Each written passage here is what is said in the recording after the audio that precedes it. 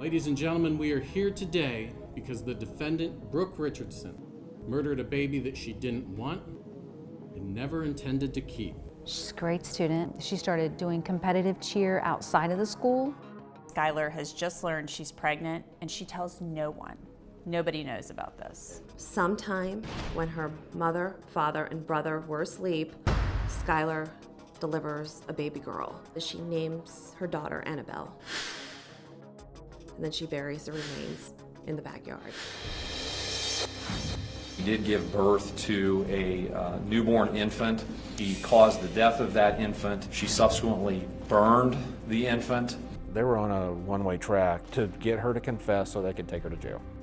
Are you gonna put me in jail because of that? People were ready to convict. There was false information everywhere. It was ugly. She was determined to keep her secret. Skylar, if they do an autopsy on the baby and they find out that it was living at the time of the birth, then you will go to jail. I never meant to kill my baby. Okay, your wife is in a bar. You said she's unresponsive. This is what he's going to tell you. How to get out of that situation. And I grabbed the gun. Trying to find the first place to put a body. No, sir. The only thing they could do was kill him. You want to say anything? We, the jury, and to find the defendant.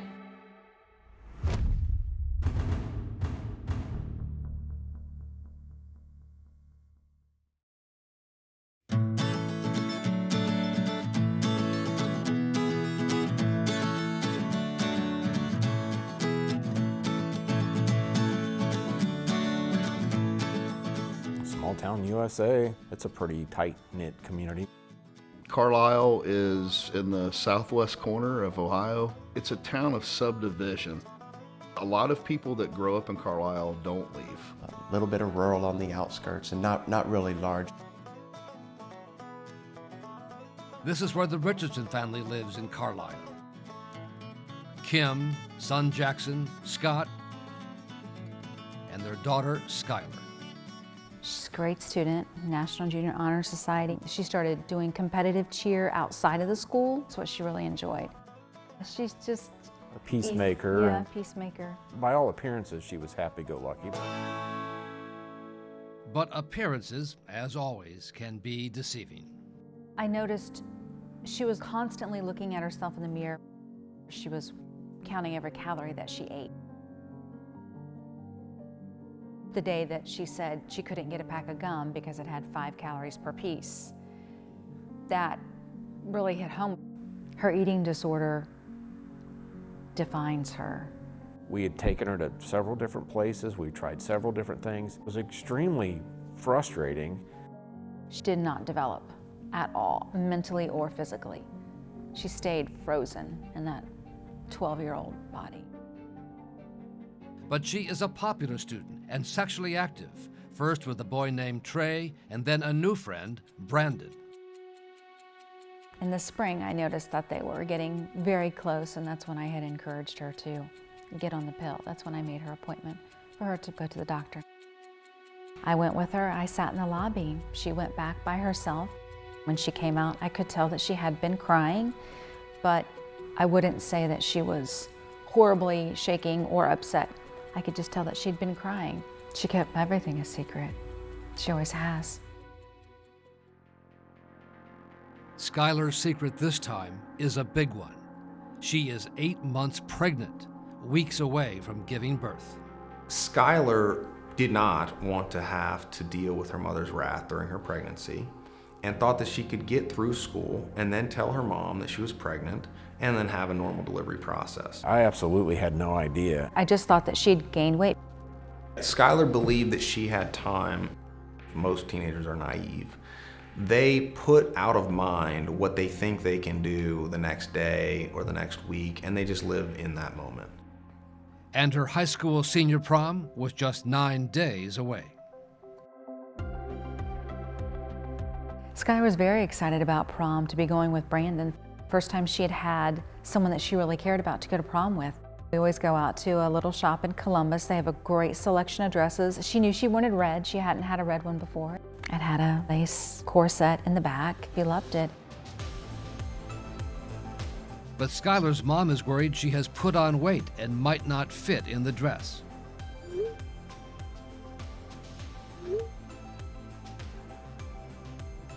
I always get stressed out because if her hair's not right, you know, with girls, they've got hair, nails, makeup, the whole thing. She wasn't exactly happy with herself, but she never is.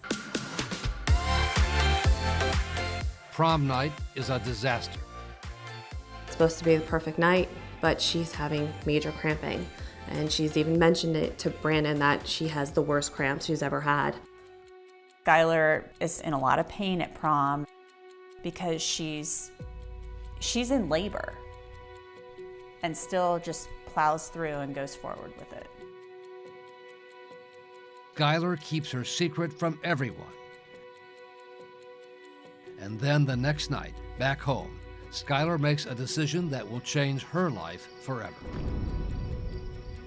Sometime when her mother, father, and brother were asleep, Skylar delivers a baby girl.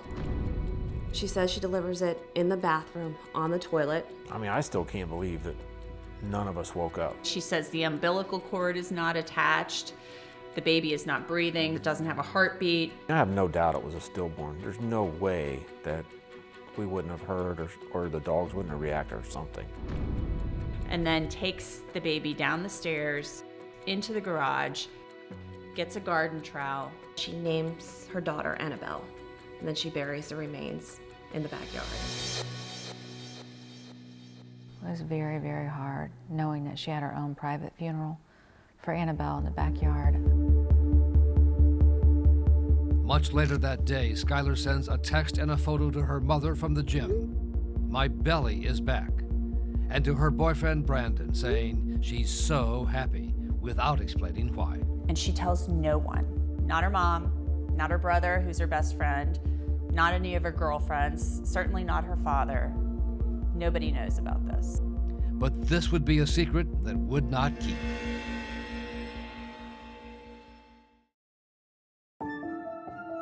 Two months after burying baby Annabelle in her backyard, Skylar returned to the doctor's office for more birth control pills, where of course she was asked what happened to the baby. Skylar Richardson had gone there for a follow-up appointment and told the doctors while she was there that she had delivered a baby that was not breathing and that she had subsequently buried her in the residence of her backyard. The Warren County Sheriff's Office begins to investigate. You can have a seat right there and on the other side, and we'll come in just a couple minutes, okay? Skylar is brought by her father to the police station for questioning by Detectives John Fain and Katie Gee. As I was driving up there, I thought there might be some other explanation or probably something happened other than there was truly going to be the remains of a newborn infant in the backyard of the residence. I said, "Can I be in there with her?" He said, "No, she's 18, we have to talk to her alone." I said, "Does she need an attorney?" "Oh, absolutely not. She's not in any trouble." Naively thinking that, why would a police officer lie to you? But Detective Fain begins by giving Skylar her Miranda rights. Can you read this part out loud for me, just that last paragraph? I have read the statement of my rights and I fully understand what my rights are. I do not want a lawyer at this time and am willing to speak with law enforcement officers. If you're okay, then just sign right there.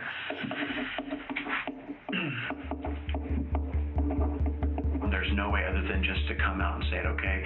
We got a call from the doctor's office. Now Skylar knows her secret is out. My parents are going to kill me. I didn't want to tell them. I didn't want to tell them at all. I still don't really want to tell them, but now they're going to know.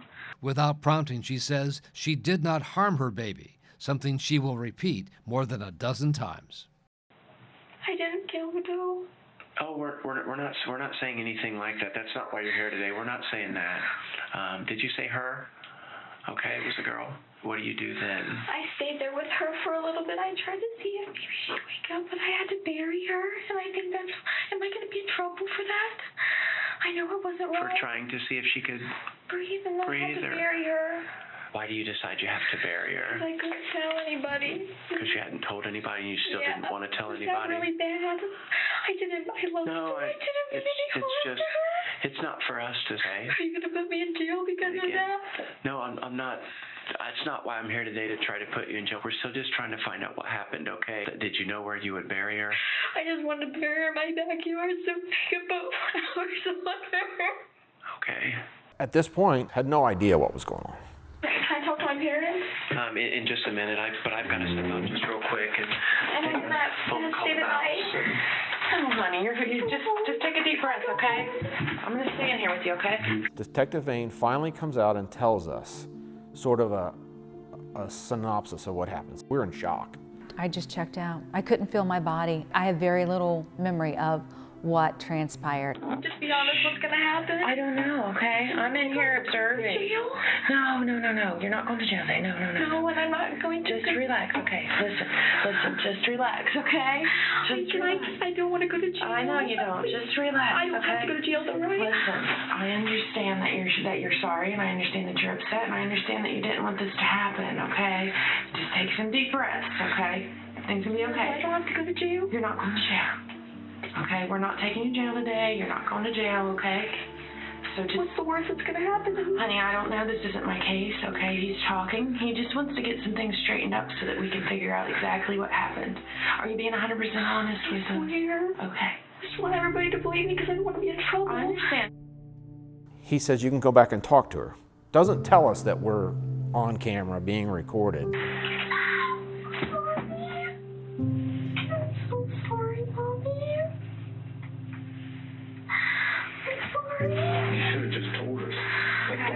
I know. Kids get pregnant every day. Pregnancy is not the end of the world. I'm so sorry. What did they tell you? I think they want to know if I killed it myself. Yeah, you'll go to jail. I didn't though. Can you imagine the absolute horror that we just went through not knowing what's going on? Yes, I'm sorry. No, we can't fix this. There's nothing You go to we can jail. do. It's in the papers. It's everywhere. The neighbors have already called me, and I know she was telling me that they're digging up stuff in her backyard. You're going to be on the news. Oh, please, you're supposed to support me. I didn't. Skylar, I am supportive, but I'm just saying. I tell you guys. Honey, that is wrong. I know, but I didn't kill her. Skylar, if they do an autopsy on the baby and they find out that it was living at the time of the birth, then you will go to jail. I know I will. The Richardsons' backyard is now a crime scene. It was a nightmare. They had drones over our house. The news people camped out all night.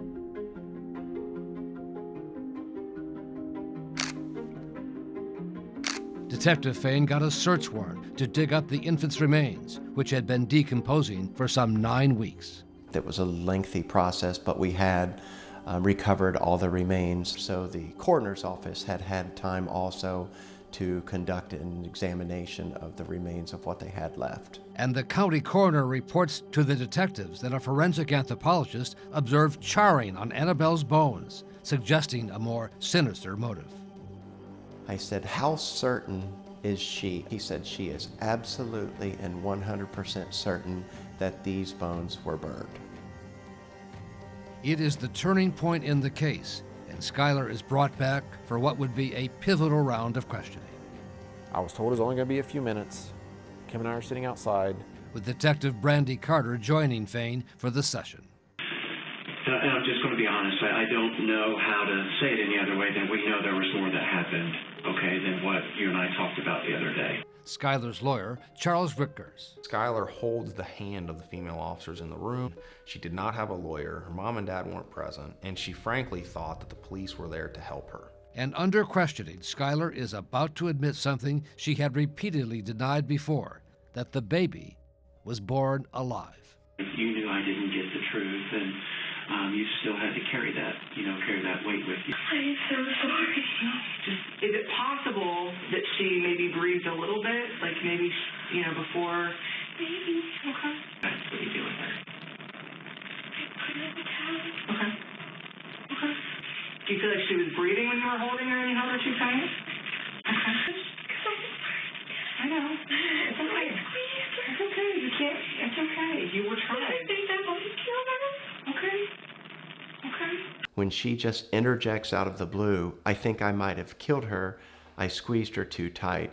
Detective Carter and I were a little bit taken back by that because we hadn't asked her that, but she just offered that up on her own. What's going through my head right at that moment is that she admitted to killing her baby. And the detectives seek to leave no room for doubt. I just hard. I did like that so hard that I just want her to go. Maybe that's when she died. Maybe. It seemed now like I was speaking with someone who had done the crime that we were there for and was guilty and knew they were guilty. So now I know I'm going to ask questions about signs of life. Did you hear anything like little gurgle sounds? You know, like they'll kind of make a gurgle sound. I asked about gurgling, which was a word I introduced. Skylar had not used that word herself. But it soon became Skylar's word. She might have made a noise. Made a noise? What kind of noise? Maybe a little noise, a gurgle, but I didn't know if it was something else. And then I didn't hear another one. So how do you know the baby was alive just a little bit? The Annabelle was alive a little bit. I saw her arm maybe a little bit. Moving on. They had what they needed. Skylar had admitted to maybe accidentally killing her baby. I know at this point there's going to be an arrest that day. She did give birth to a newborn infant. She caused the death of that infant. She subsequently burned the infant and buried the infant in the backyard of her own residence.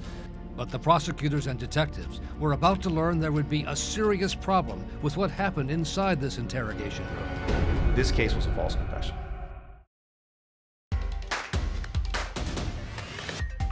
Good morning, everybody, and welcome to Law and Crime. 20-year-old Brooke Skylar Richardson is facing aggravated murder, manslaughter, child endangerment, tampering with evidence, and abuse of a corpse charges in connection with the death of her baby, Annabelle. It became a news media feeding frenzy, known as the case of the high school cheerleader baby killer.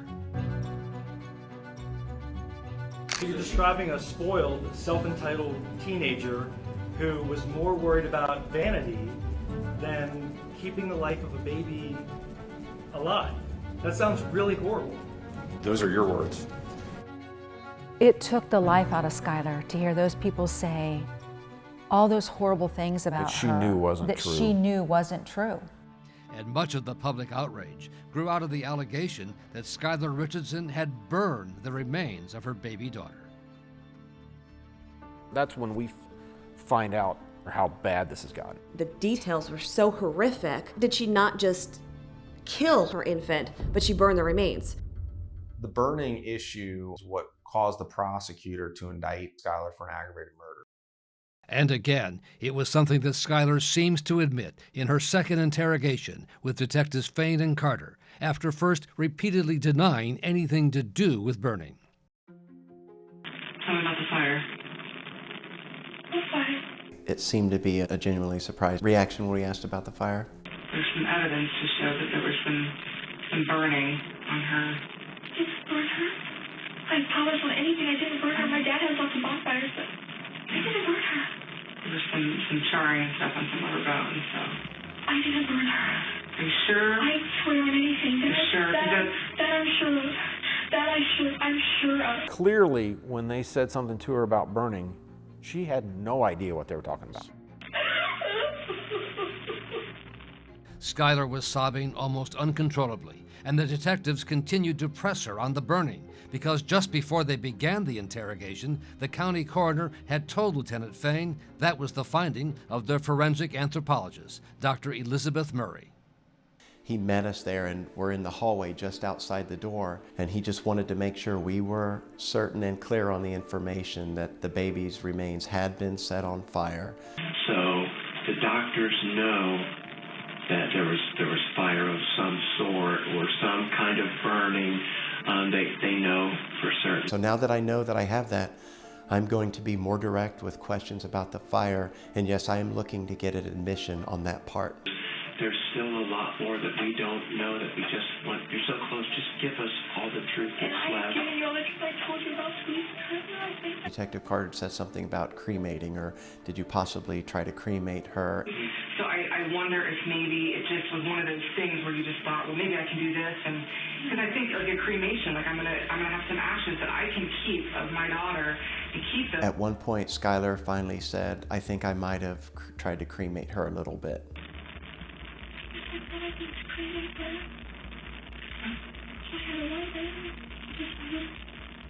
Where'd you put her? No, I mean, like, before the lighter. Where was she? Okay, and then where? Grab the shovel. Okay. Okay, well, so was she, so you're holding her, and then you grab the shovel and the lighter. Was it like one of those camping lighters, or was it just like a cigarette lighter? Like a clicker with a long thing? Like the long one you go. Okay. So where do you take her to try to cremate her? You think? Try to remember, like, where? Yeah, she was in there. In the hole? So you dug the hole first? Okay. And then you put her in the hole? I guess I just...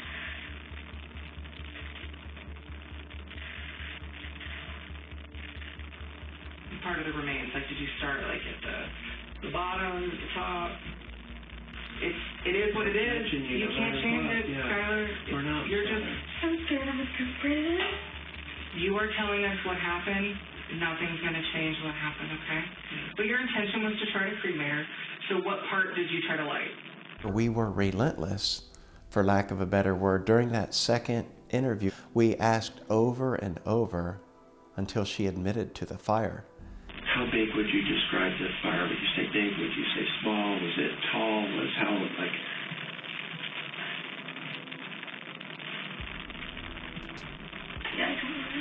How far up did it go? Like, was it like shin? Like, you know, if you want to use like your forearm, was it like this far up? Was it this far up? Do you know how far up the fire went? Okay. What about to her, like, chest area, stomach? Maybe. I tried to get it out. What made you decide you wanted to get it out? There was only one problem with this tearful confession of a burning baby, as detectives would later learn. During the time in between the arrest and this trial, Dr. Murray recanted her initial observation. She no longer saw burning. Many months later, when she takes her time, she admits her mistake, but it was too late. The prosecutor had already indicted Skylar for aggravated murder. I remember being completely dumbfounded because one thing about the forensic pathologists and scientists, they work in certainties. I was shocked at how that kind of mistake could be made. Under aggressive questioning, Skylar Richardson had confessed to something that the doctor no longer said had happened. And without Dr. Murray allegedly being so certain, we never would have done that. I thought this could blow this case for us and at a minimum make it an uphill battle for the prosecutors. Yet even with serious questions about whether Skylar Richardson had been coerced into making a false confession, prosecutors were confident they had the evidence to convict her at trial.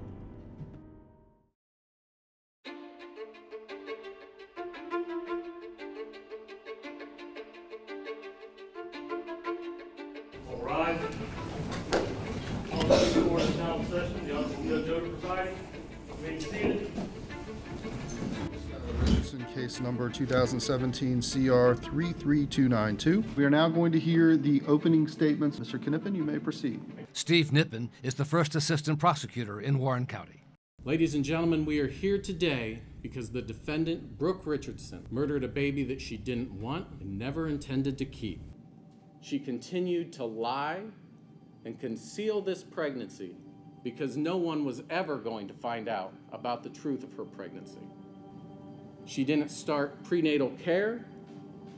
She didn't look at baby clothes, cribs, diapers, bottles. And she didn't research how to give her child up for adoption. She did nothing. And Knippen told the jurors they should accept Skylar's words from the interrogation as the truth of what happened. During this interview, Brooke admitted the following: that her daughter was alive for approximately 5 minutes. She saw her daughter's arms moving a little. I saw her arms maybe a little, but moving. Heard her gurgle and heard her cry. What kind of noise? What kind of noise? Maybe a little noise. And just hours after putting her daughter in the ground, she documented her feelings about exactly what was going through her head at that time. I'm literally speechless with how happy I am. We were there for every minute of it. It was very difficult to listen to and portray her in the worst possible manner. It was just horrible. All right, Mr. Rickers, you may proceed. This case comes down ultimately to the interrogations. Whether or not the police put words in Skylar's mouth, whether or not the statements Skylar made were true or possible. Now, what is not possible is a child catching on fire by touching it with a lighter. It is not possible. Babies are 80% water. And Rickers tells the jury about someone who will not be testifying at the trial, the forensic anthropologist who mistakenly told police the baby's remains had been burned. Her name is Dr. Murray, and you're not going to hear from her. They're not going to call her to the stand. Dr. Murray rushes. She admits that she rushes. She says the bones are burned. The bones are charred. This doctor, many weeks later, said I was wrong. She told the prosecutor's office I was wrong. She said, I ain't gonna lie to them and I ain't gonna lie for them. This case is about a rush to judgment. And it's all about that second interrogation. It's the whole case.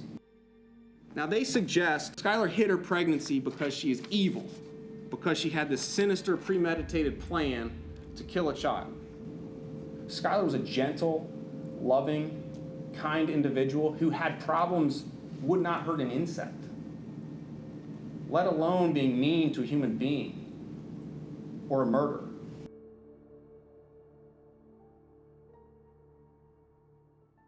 When the prosecution called Skylar's boyfriend, Brandon, to testify, he invoked an Ohio law that courtroom cameras could not show his face. I want to direct your attention to May 7th at 10:54 a.m. And would you agree that's you saying, good morning, beautiful babe? Yes. And she responds back, good morning, my amazing boy. Yeah. When she responded back, good morning, my amazing boy, at 10:42 a.m., did you know that she had just buried a baby several hours prior? No. And her response to you at 11:45:11 on May 7th is, I'll tell you all about it later, but last night was just like the worst ever, and I didn't go to sleep till 5:30, but I feel so much better this morning. I'm happy. Did you have any idea at that time what she was referring to when she said it was the worst night ever? No. At some point, you did start questioning her about who the father was. Do you recall that? And she responded back, that guy, Trey, I used to date, who I never talk about. I'm so sorry for lying and for not telling you in the first place. I am so sorry. Please forgive me eventually. I'm so sorry. At your age, it had to have been pretty hard learning everything that was going on and knowing that all of that had been kept from you. Yeah. In the end, the outcome of the case would come down to the interrogation of Skylar Richardson and the testimony of the detective who led the questioning. Sir, would you please state your name? John Fain, spelling of the last name is F-A-I-N-E. I'm retired now, but it's a case I will definitely never forget. Detective Fain would testify for 2 days about the interrogation, trying to defend and explain the techniques he used. Sir, there were several times in that interview where you told her that you didn't believe that she purposely killed her baby. Do you remember hearing that? Yes, I do. I think I can speak for both of us. I don't think you killed her. Why were you saying that?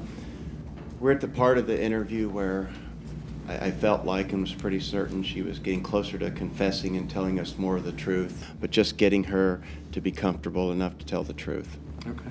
I felt like in the end we treated Skylar the exact same way I would hope if it was one of my children they were treated if they were being questioned like that. But that's not how Skylar's lawyer, Charles Rickers, saw it, not at all. Good morning.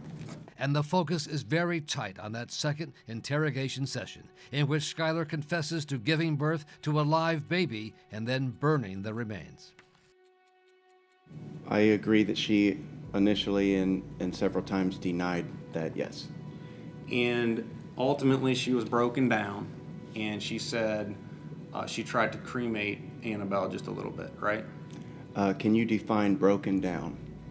Well, do you agree that you and Detective Carter were pretending that the main purpose of your interrogation of her was to help get Annabelle's remains back to her family for a proper burial.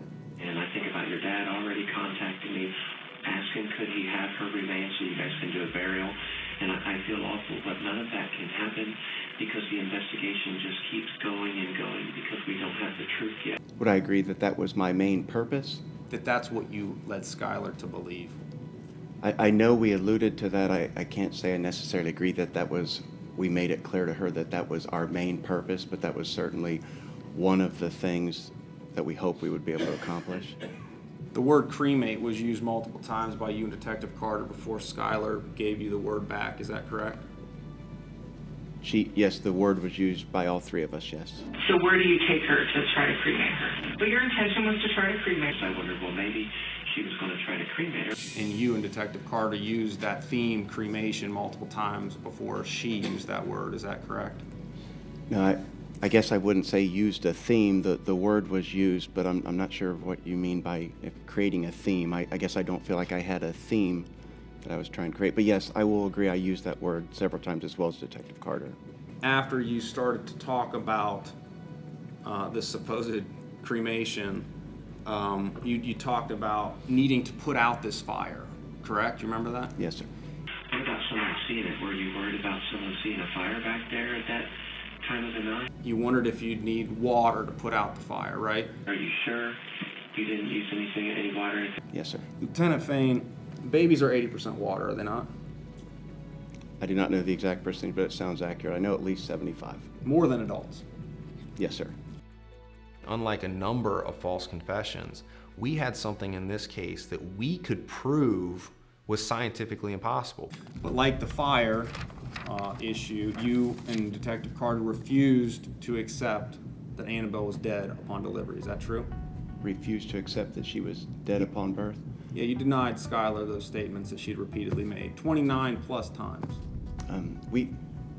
We don't refuse or accept. We're there merely as investigators. And as we all saw, even her parents who've known her for 18 years, he said they have trouble telling when she's lying or not because she does so much. All eyes in the courtroom are now on Skylar. Was she a practiced liar or a confused teenager up against a pair of skilled interrogators? If you're convicted of the highest, the most severe count in this particular case, the judge has no ability to do anything but sentence you to life in prison.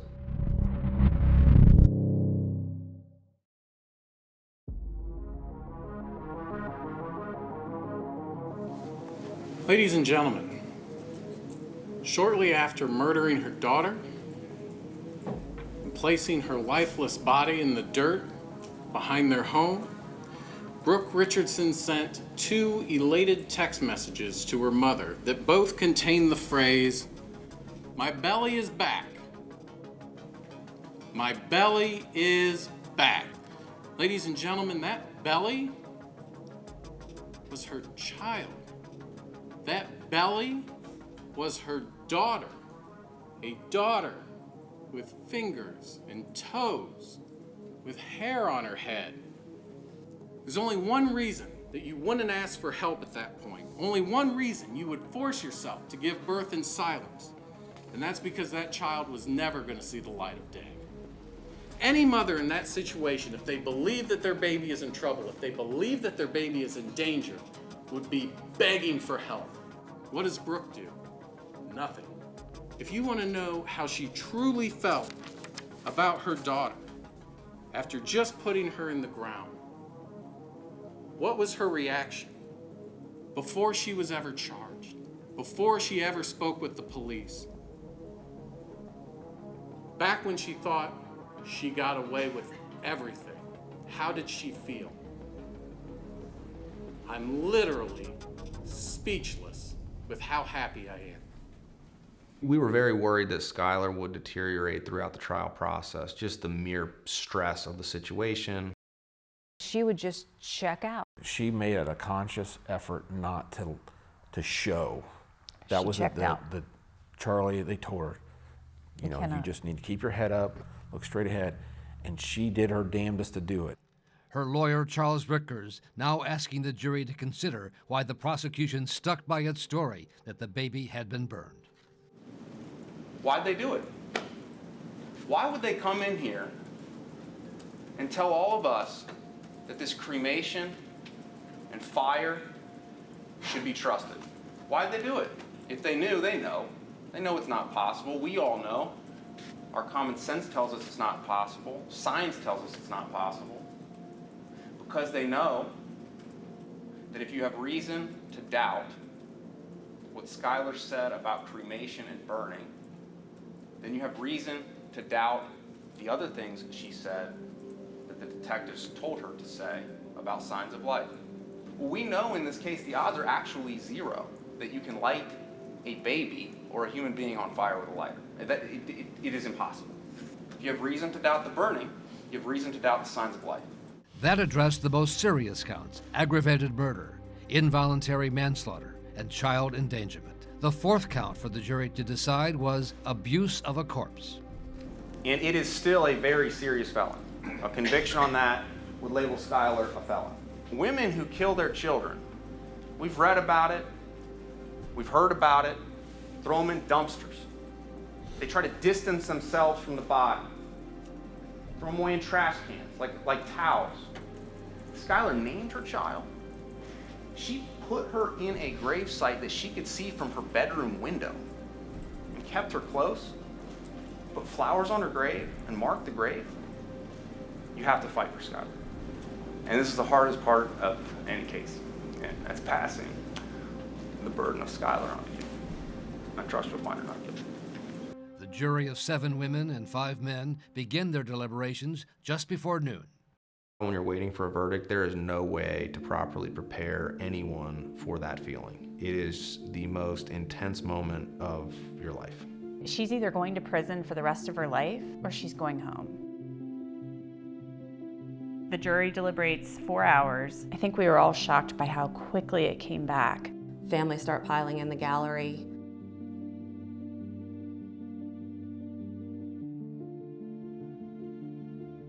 Has the jury reached a verdict in the case? We have. The first count is the most serious: aggravated murder. Would the defendant please rise? With regard to count 1, we, the jury in the above captioned case, find the defendant, Brooke Skylar Richardson, not guilty of the offense of aggravated murder. We, the jury in the above captioned case, do hereby find the defendant, Brooke Skylar Richardson, not guilty of the offense of involuntary manslaughter. We, the jury, find the defendant, Brooke Skylar Richardson, not guilty of child endangerment.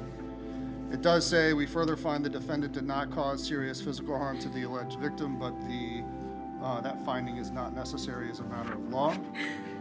Verdict form number 4, we, the jury in the above captioned case, find the defendant, Brooke Skylar Richardson, guilty of the offense of abuse of a corpse.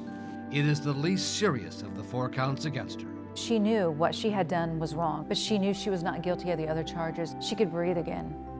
If I could describe my feeling after the verdict in one word, it would be relieved. I was just so happy for Skylar. I just can't imagine what she was going through, facing potential life in prison. But she still faced sentencing for the abuse of a corpse charge, with a potential of up to 3 years in prison.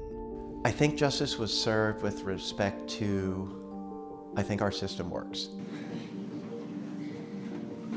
Court's in recess. The jury has a job to do. It's certainly not an easy job, especially with an 18-year-old girl facing 25 years to life in prison. The prosecution had a tough task, so I believe she got a fair trial. The next day, facing the prospect of going to prison, Skylar Richardson decides she will speak publicly for the first and only time. Thank you, Your Honor. I would do anything and above that you ask, and I understand, and I just wanted to say how sorry I was. I can sometimes be selfish, but I would like to think that I've become better in the knowledge that I've upset everyone and hurt so many people with what I've done, and I'm forever sorry, and I'm so sorry. I'm really, really sorry, and I understand, and thank you. You know, I have a daughter about your age, Ms. Richardson, and I have a granddaughter about the age that Annabelle would be right now. In all of this mess that we have with this case, I think what often gets overlooked, Ms. Richardson, is just how precious life is. Your life, Annabelle's life, life is precious, and it should be protected, and it should be guarded in all respects. And I have reviewed all of the expert reports in this case. I listened to the expert's testimony. I firmly believe, Ms. Richardson, in fact, I know in my heart that if you would have made different decisions in this case, Annabelle would be here today. And I know that might be difficult for you to hear, but I think that your choices before birth, during birth, and after show a grotesque disregard for life. But after the harsh lecture, a light sentence. I'm going to place you on 3 years of basic supervision, which means that you are going to be going home today. But there was one more decision for the judge to make. The Richardson family would like to bring closure for Annabelle and give her an eternal resting place. So we would request that you give the Richardson family Annabelle. Mr. Richardson, do I have your word that those remains are going to be buried properly? Absolutely, sir. I am going to order that the remains of Annabelle be released to the Richardson family. I'm going to hold Mr. Richardson to the promise that he made here today, and if he does not keep that promise, he will answer to me in that regard. Good luck to you. We are in recess. Thank you, Your Honor. All right.